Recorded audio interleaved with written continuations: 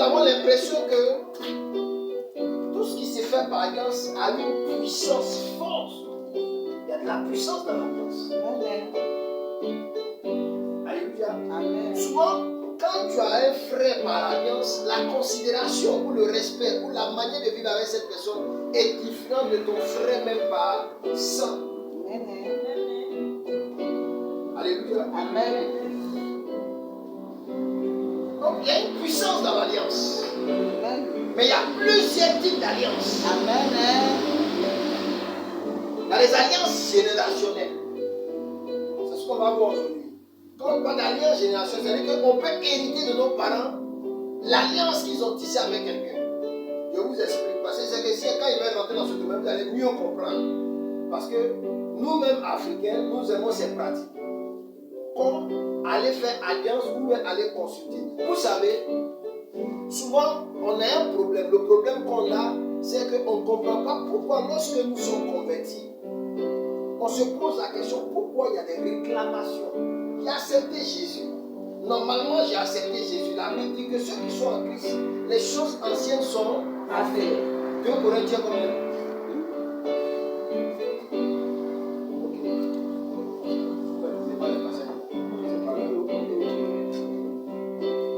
La Bible déclare que tous ceux qui sont en Christ, les choses anciennes sont passées, toutes choses sont devenues nouvelles. Alléluia. Amen. En réalité, quand on est en Christ, notre ancienne vie est passée, on doit avoir une nouvelle vie. C'est pas ça? Amen.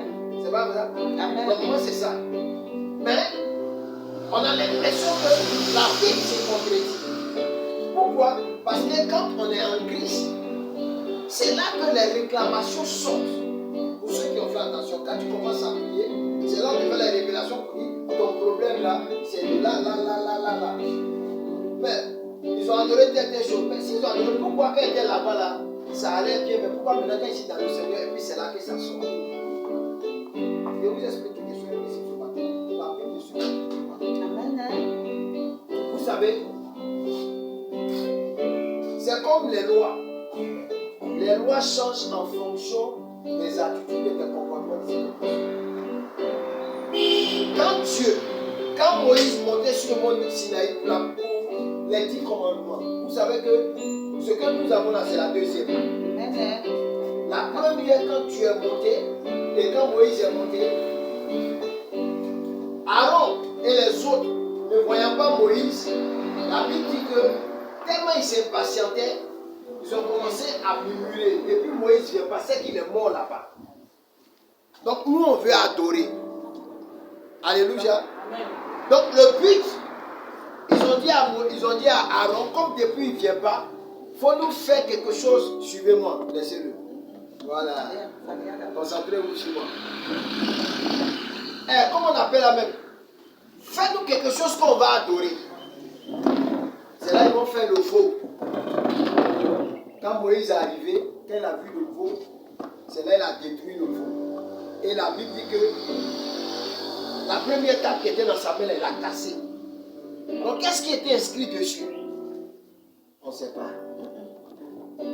Amen. Amen. Ça veut dire que tu vas voir Moïse au ciel. C'est là que tu vas lui demander.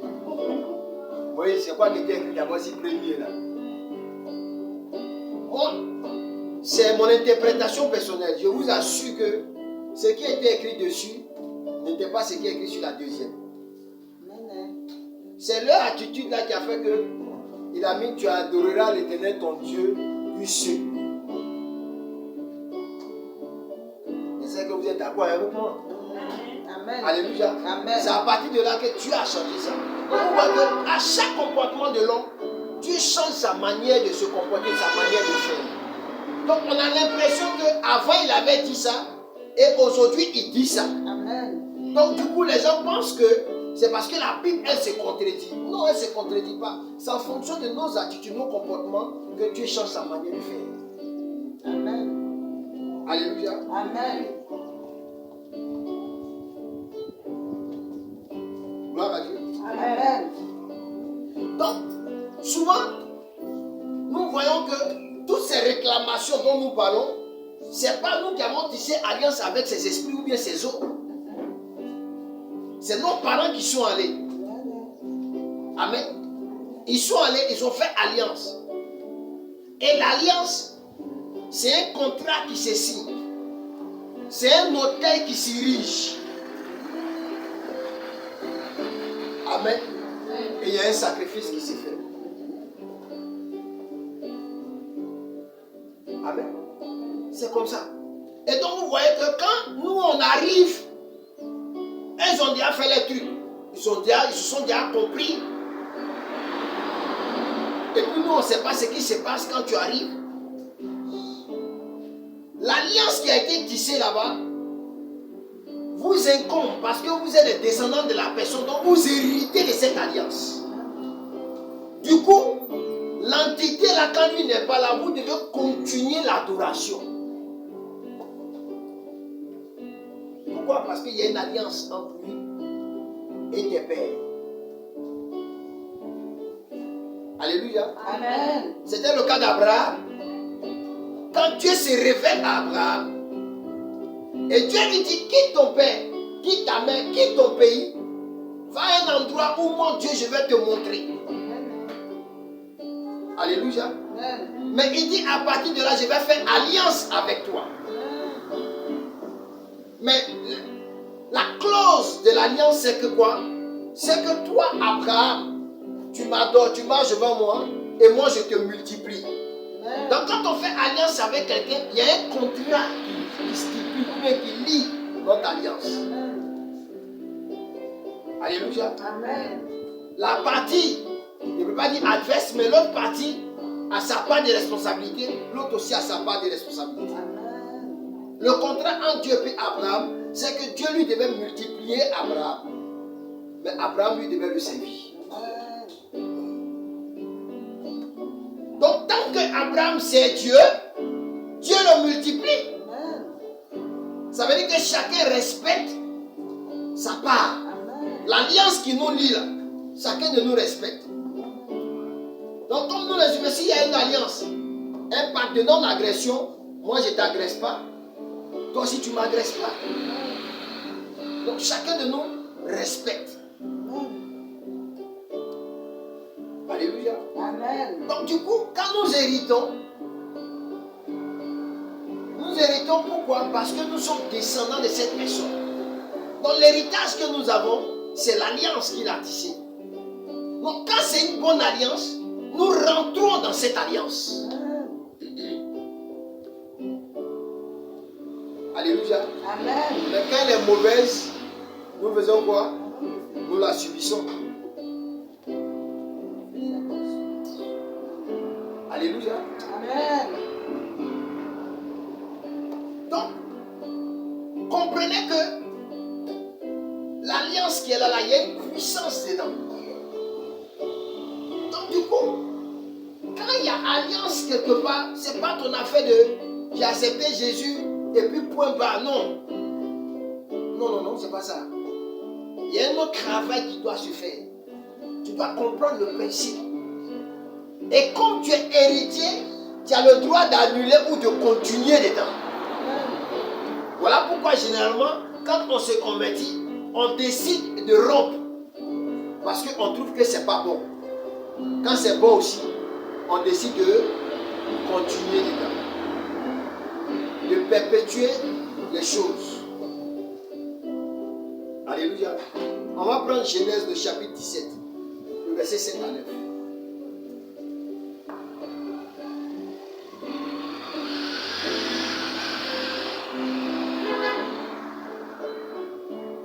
Quelqu'un peut me faire la lecture? Le chapitre 17, verset 7 à 9.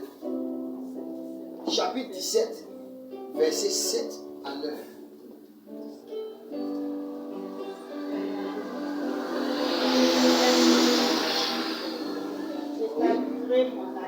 J'établirai mon alliance entre moi et toi et tes descendants après toi selon leur génération. Ce sera une alliance perpétuelle en vertu de laquelle je serai ton Dieu et celui de ta postérité après toi. Je te donnerai et à ta descendance et à ta descendance après après toi le pays que le pays que tu habites tu habites comme étranger, comme étranger, tout le pays de Canaan tout le pays de Canaan en en possession perpétuelle. perpétuelle. Et je serai leur Dieu. Et je serai leur Dieu. Dieu dit à Abraham, Dieu dit à Abraham, toi, toi, tu garderas mon alliance, tu garderas mon alliance, toi et tes descendants, toi et tes descendants, après toi, après toi, selon leur génération. selon leur génération. Amen. Amen. L'alliance c'était laquelle? Hein? Ne me regardez pas quand même, on a lu le passage. Ah, n'exagérez pas. Oui. C'est tout. L'alliance c'est que lui devait être leur Dieu. Voilà l'alliance qu'il a fait avec Abraham. Lui devait être le Dieu d'Abraham et le Dieu de sa descendance. Et quand on parle de manière perpétuelle, ça veut dire de manière continue, sans discontinu au fait. Ça veut dire qu'il n'y a pas de frein. Quand lui n'est pas là, il faut que la génération après lui continue ça. Et Dieu dit, quand ça sera comme ça, ce sera l'alliance qui sera entre toi et moi. Moi, je te donnerai le pays où tu es étranger. Canaan, ce n'est pas pour lui. Mais Dieu dit, je te donne ça. Non seulement je te donne ça, mais je donne aussi à tes enfants. Aux enfants de tes enfants. Alléluia. Amen. Voilà l'alliance entre Abraham et Dieu. Tant que lui reste leur Dieu, lui Dieu, il leur donne ce qu'il veut. Voilà la clause. Voilà le contrat. Donc dans l'alliance, il y a un contrat. Il y a quelque chose qui nous lie. Ce quelque chose là, ça dépend. Avec Dieu, c'est l'adoration. Avec Dieu, c'est sa crainte. Avec Dieu, c'est son service. Comprenez que quand chacun de nous nous donnons à Dieu, Dieu fait alliance avec nous sans que nous le sachions. Ou bien pour certains, on le sait. Mais Dieu fait alliance avec nous. Alléluia. Amen. Je ne sais pas si c'est pareil pour tout le monde. Moi, quand j'ai reçu la paix, il y a une alliance entre moi et puis Dieu. Quand il y a une alliance avec toi et Dieu, quand toi tu te comprends, certains ne peuvent pas comprendre, mais toi tu sais ce qu'il y a entre toi et Dieu. Amen. Alléluia. Amen.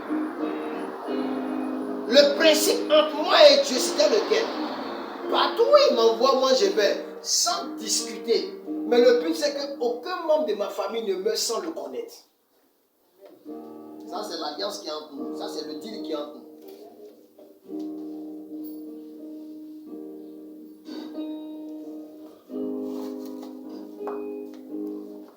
Voilà comment je me suis retrouvé à mon livre. Mon livre n'était pas dans mes projets. Alléluia. Amen. Donc, tant que les deux parties respectent ce qu'ils se sont dit, il n'y a pas de souci. L'alliance tient. Elle ne tient pas quand l'autre partie ne respecte pas sa part.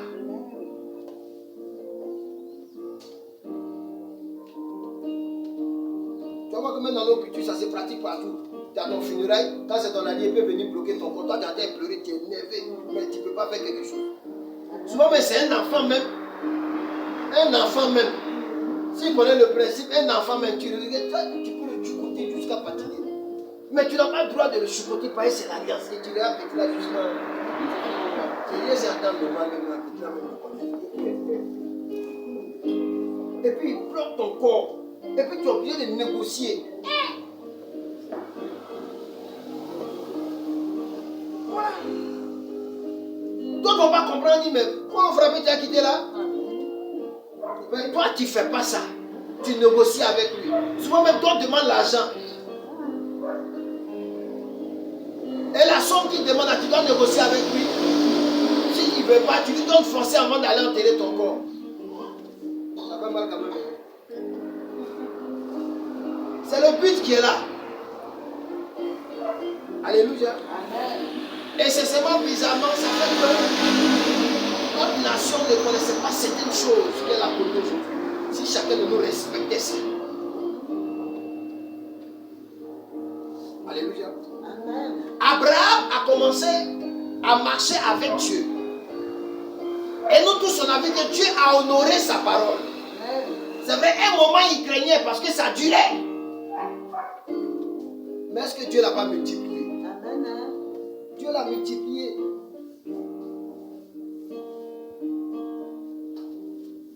Alléluia.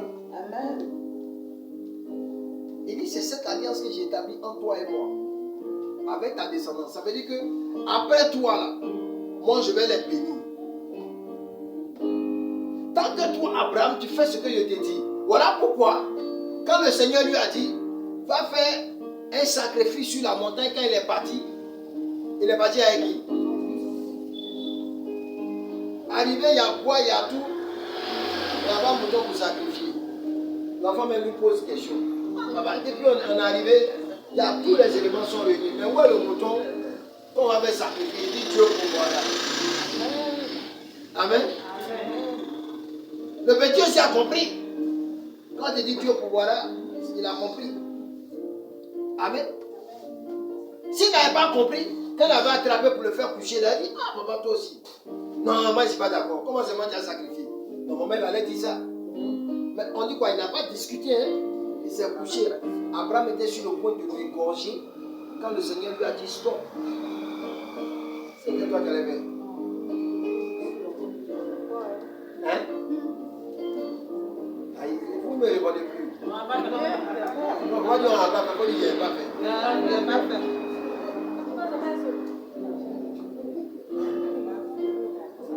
Attends, ça veut dire que toi tu as créé, il n'a pas fait. Malgré que c'est Dieu qui te dit de faire, hein? C'est là que tu allais voir et dire, est-ce que ça c'est Dieu qui a vraiment dit? Parce que Dieu ne peut pas me parler comme ça, et si ce n'est pas Satan qui est en train de me parler.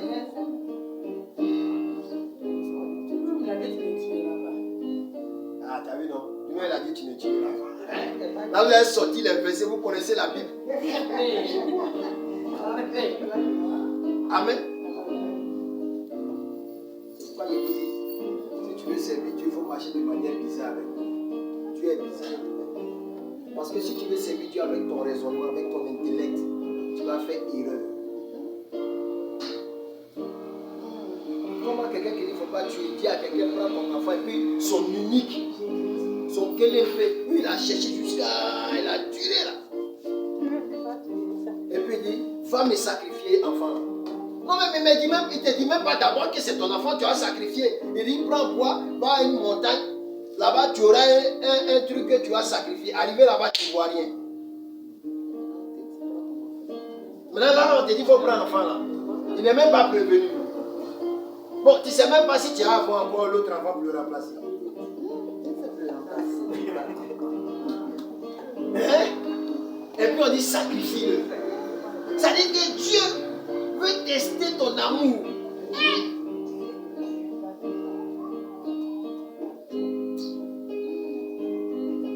Est-ce que vous pensez que nous de nos jours, est-ce qu'on est éprouvé même que ceux qui étaient avant?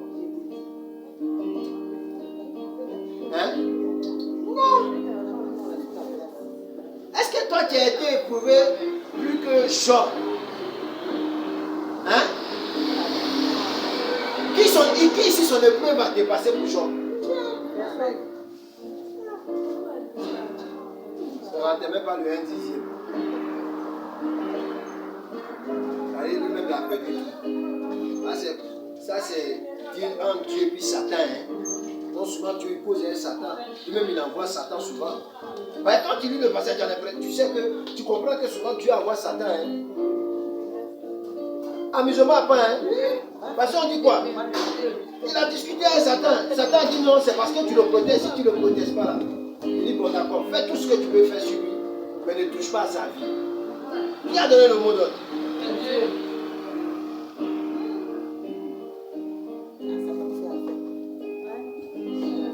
Non, souvent tout ce qui t'arrive là, c'est pas forcément la faute de Satan. Elle, c'est pas souvent Dieu qui a été éprouvé.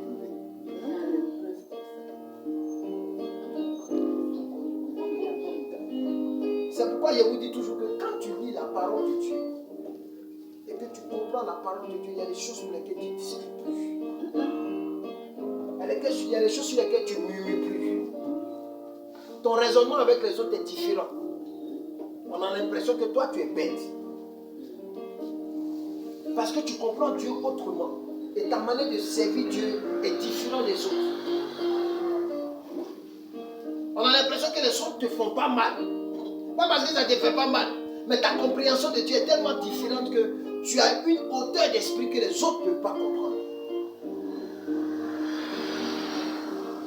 Voilà le cas des gens. Dieu dit, Satan commence à rentrer en action. Il aime ça. C'est son travail qui est là. Quand il fait son travail sur toi, il fait ça bien. C'est à cause ça que j'aime Satan. Quand il peut faire son travail, il ne va pas comme pour vous à moitié. Lui, il fait son travail bien. Il fait ça propre. Du coup, on le félicite même pour son travail. Il fait bien son travail, tu sais. Il a commencé. Tuer tous les animaux de Job. Non seulement ça, il a tué tous ses enfants pour mettre dessus. Est-ce qu'on peut faire ça à quelqu'un? Non seulement ça, mais il rend le gars malade. À tel point que il ne peut plus se gratter lui-même. Cette question de bouteille, il prend pour se gratter. Jusqu'à ce point. Mais voilà un monsieur. Sa femme même découragée, dit mon mari, maudit Dieu que tu as maudit. Mais ce qu'il t'a fait, on ne fait pas ça. Et le monsieur dit à sa femme, je suis sorti comme ça. Si elle m'avait comme ça, où est le problème? Si Dieu a donné qu'il a réglé, gloire à Dieu. Ses amis même viennent, ses meilleurs amis, ils ont fait 3 jours sans parler, puis ils regardent Job le 3e jour. Et mon ami, frère, tu as fait quoi à Dieu? Si tu n'as rien fait à Dieu, est-ce que tu peux être méchant jusqu'à ce point? Non. Dis-nous la vérité, dis-nous ce que tu as fait, dis-nous ce que Dieu te reproche. Il dit les frères, je n'ai rien fait à Dieu. On dit, on faut dire la vérité, ça. Dis la vérité, on dit que ici. Tu vois comment vous parlez? Arrête pour toi là. Si tu dis la vérité un jour même, ça te fait quoi dans ta vie? Il dit non, je n'ai rien fait. Amen. Est-ce que si c'était toi, tu allais pouvoir supporter ça? Hein? Non, c'est suicide, non? Quand même un peu, même quand t'es arrivé, mais tu ne vas plus à l'église.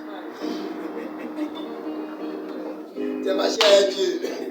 Dieu m'a abandonné, moi il ne vient plus à l'église. Depuis il pris même Marie me vient, maintenant il ne vient plus à l'église. Là c'est ton problème que la Marie ne vient pas, tu ne viens plus à l'église. Voici quelqu'un a perdu un frère, il a perdu bétail, il a perdu même sa propre dignité. Mais le respect de Dieu là, c'était toujours là. Parce que le problème même c'est qu'avec Job, la Bible dit que c'est quelqu'un qui était irréprochable. C'est-à-dire que les qualificatifs que la Bible lui donne là, on n'a pas encore donné, je n'ai pas encore vu dans la Bible à quelqu'un qui ont donné ça. On dit qu'il était juste et irréprochable devant Dieu. Quelqu'un qui est juste et irréprochable, est-ce que tu mesures la portée de ces deux mots? La définition. Ça veut dire que quand on cherche là, on ne trouve même pas de problème dans pour lui. À tel enseigne qu'on dit, chaque fois qu'il partait dans le temple, il faisait des offrandes pour ses enfants pour demander pardon à Dieu parce qu'on ne sait jamais, il peut pécher contre Dieu. Il anticipe sur des choses. C'est un homme comme ça. Donc quand on lit ça, la définition, on sait que tu peux être juste, mais le malheur peut t'atteindre. Mais le plus important, c'est que Dieu nous en bénisse toujours. Amen. Alléluia. Amen. Donc voilà l'alliance. Et Dieu dit, le pays où tu es étranger, moi je te donne ce pays. À toi et tes enfants. Donc ça veut dire que tous ceux qui sont descendants d'Abraham, ils ont hérité de l'alliance qu'Abraham a tissée avec Dieu. Donc du coup, ils devaient continuer dans l'alliance. Alléluia. Amen. Et tant que tu respectes l'alliance, il y a une puissance qui se dégage de l'alliance. Alléluia.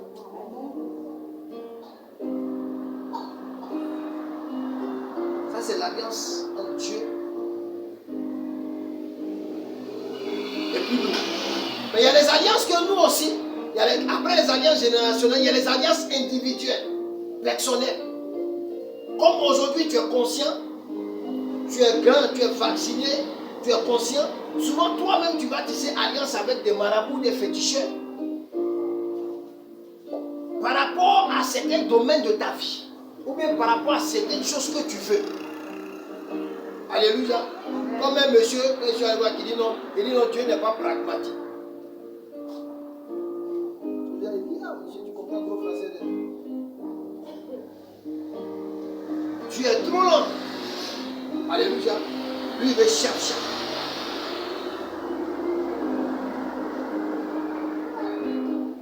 Amen.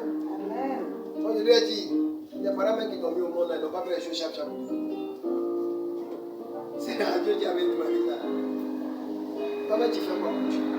Le problème que nous avons avec Dieu, c'est que nous demandons tellement à Dieu que souvent nous-mêmes nous oublions qu'il y a une alliance entre Dieu. Et dans cette alliance, chacun a sa part. Dieu fait sa part, mais est-ce que la nôtre, nous le faisons?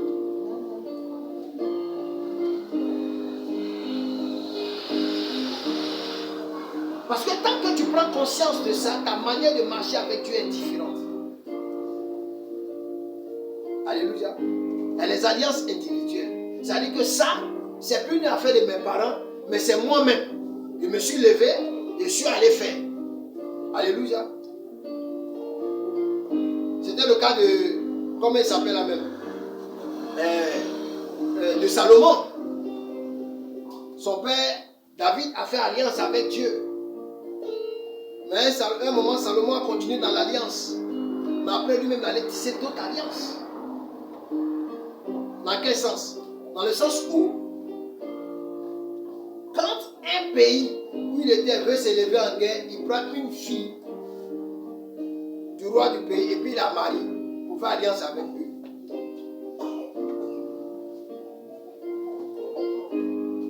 Tu comprends? Voilà comment Salomon, lui, il a dévié après, par la suite.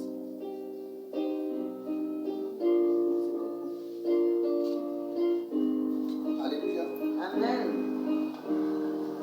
On va ça, faut prendre un roi, le chapitre 11. On va dire, un roi, le chapitre 11.